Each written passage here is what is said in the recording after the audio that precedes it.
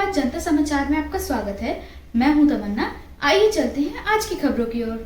जबलपुर में लगातार ठगबाज लोगों को अपना निशाना बना रहे हैं, जहां पर गरीब इंसान के साथ साथ नामचीन इंसान भी ठगबाजों का निशाना बन जा रहे हैं। ताजा मामला सामने आया है जबलपुर के थाना गोरखपुर में, जहां पर एक नामचीन स्त्री रोग विशेषज्ञ डॉक्टर अर्चना शर्मा के बेटे का मेडिकल कॉलेज में प्रवेश दिलाने के नाम पर 53 लाख रुपए की ठगी कर ली गई, जिसकी शिकायत थाना गोरखपुर में दर्ज करवाई गई है। गोरखपुर पुलिस ने मामला दर्ज कर आगे की जाँच शुरू कर दी है।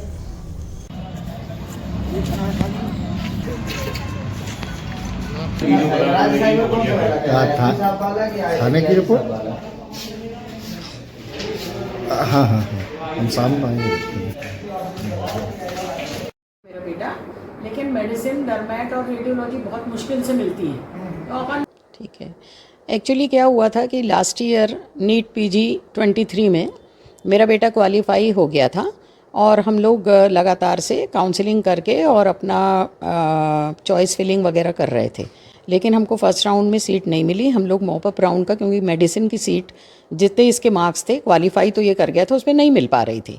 तो उन्होंने कहा कि कॉलेज लेवल काउंसलिंग या मॉपअप के बाद मिल सकती है।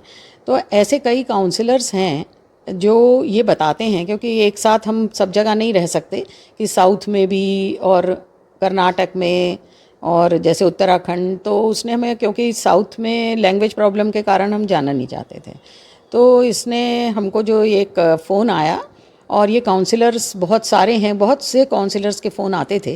ये पिछले साल भी कर रहा था, तो मैंने इसके बोला कि भाई इसने मेरे से बोला कि मैडम वहाँ उत्तराखंड में आपको लैंग्वेज प्रॉब्लम भी नहीं है और ये बहुत अच्छा कॉलेज है, तो यहाँ पे आपको जो कॉलेज लेवल की काउंसलिंग जब लास्ट में होगी तो मैं आपको गाइड कर दूँगा। फिर उसका फ़ोन आते गए और उसने मुझे बताया कि यहाँ काफ़ी सीट्स खाली हैं। तो मैंने उसको फिर कांटेक्ट तो वही करता था, पर उसकी भी फ़ी भरी हमने। 1 लाख रुपए उसकी काउंसलिंग की फ़ी रहती थी, और उत्तराखंड की जो हेमवती नंदन बहुगुणा यूनिवर्सिटी है उसमें रजिस्टर करवाया, तो ये क्वालिफाइड था तो वहाँ रजिस्टर हो गया। और फिर चॉइस फिलिंग का टाइम आ रहा था, तो एनएमसी जो लास्ट में कर देती है कि कॉलेज लेवल काउंसलिंग कर लीजिए, तो वो कॉलेज लेवल काउंसलिंग उस पिछले साल नहीं हो पाई। और फीस ट्रांजैक्शन हमने 1 लाख, तो इसका जो काउंसलिंग ये बता रहा था वो दिया, और उसके अलावा 26 लाख रुपए दिए। तो वो बिल्कुल आरटीजीएस से दिए हैं और फीस के लिए दिए थे, और वापस करने का उसने बोल दिया था कि नहीं होगा तो हम आपको वापस कर देंगे, पर उसने वापस नहीं किया। वगैरह भी दी जाती है तो कुछ जी ऐसा था, लेकिन एक्चुअली व्हाट्सएप की तो पूरी मैंने पुलिस में एफआईआर में सब अपना दे दिया है। और उसने एक एप्लीकेशन मंगाई थी कि आप हेमवती नंदन को लिख दीजिए कि हमने फ़ीस जमा कर दी है, पर क्योंकि कॉलेज लेवल काउंसलिंग 5 बजे तक हुई ही नहीं 30 तारीख को, तो इस कारण से पैसिफिक एजुकेशन का जो मेरे से बात करता था, वो उन्होंने या तो पैसिफिक एजुकेशन वालों को ही धोखा दिया, और वो फ़ी जो मिलनी चाहिए थी रसीद वो नहीं दी।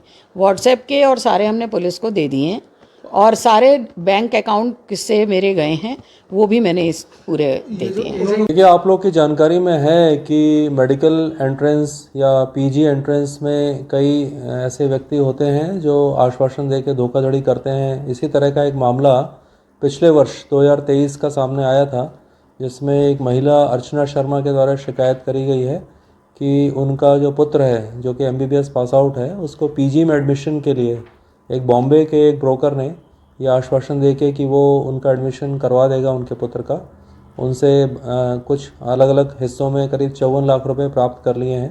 पुलिस द्वारा जांच में पाया गया कि ये सब प्राइवेट खातों में पैसे लिए गए थे, ना कि किसी कॉलेज के खाते में। महिला के द्वारा विलम्ब से शिकायत करी गई, क्योंकि वो ब्रोकर के द्वारा उसको आश्वासन दिया जाता रहा कि एडमिशन हो जाएगा। अब जबकि एडमिशन नहीं हुआ है और ये स्पष्टता धोखाधड़ी है, तो पुलिस ने उस व्यक्ति के खिलाफ अपराध कायम कर लिया है। इसमें पुलिस की टीम शीघ्र ही जाकर उस ब्रोकर को जो है गिरफ्तार करेगी और वैधानिक कार्रवाई करेगी। ये थी आज की खबरें, और खबर देखने के लिए हमारे चैनल को सब्सक्राइब करें, लाइक करें और बेल आइकन दबाना ना भूलें। आप देख रहे हैं जनता के लिए, जनता की आवाज, जनता समाचार। अन्य खबरों के लिए हमारा चैनल सब्सक्राइब करें।